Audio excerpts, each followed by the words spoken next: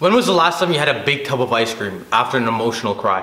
I know I did last week, but after Nadia's emotional workshop on emotional eating, I was able to at least understand why I was doing what I was doing. So Nadia, what are some 3 benefits or ways we can overcome emotional eating? Yeah, emotional eating is one of those things most of us struggle with, and some of us don't even recognize it. So the first step would be to probably distinguish between emotional hunger and physical hunger. Emotional hunger cannot be satisfied with food. It comes all of a sudden, and you crave for those specific foods, and then once you eat it, you actually feel really guilty after. Those are all the symptoms that it was emotional eating.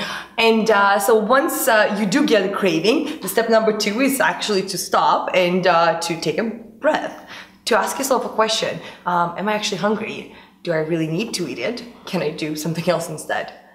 So once you answered those questions and you realize that it is emotional eating, you need to find new coping mechanisms. As I said, food will not fill you and it will not satisfy you. So for example, if you're stressed, you can go take a hot bath or drink some tea or maybe go for a run. If if you're feeling bored, maybe you should do some household chores or go hang out with a friend.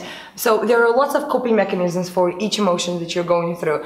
So food will not cure it, and I guess that's why we are talking about it quite a bit in center.